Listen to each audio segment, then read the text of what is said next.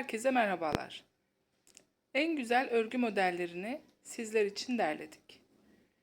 Örgü modelleri içerisinde örgü battaniye, örgü hırka modelleri, son çıkan örgü örnek ve modellerini bulabileceğiniz gibi bebeğiniz için hediyelik örebileceğiniz bebek örgü modelleri, bebek yelekleri, örgü bebek battaniye örnekleri yapabilirsiniz. Örgü örmeyi seven hanımlar için her çeşit örneklere yer verdik. Sizler için en güzel ve en son çıkan örgü örneklerini bir arada topladık. Örgü desenlerine gelin hep birlikte göz atalım. İyi seyirler.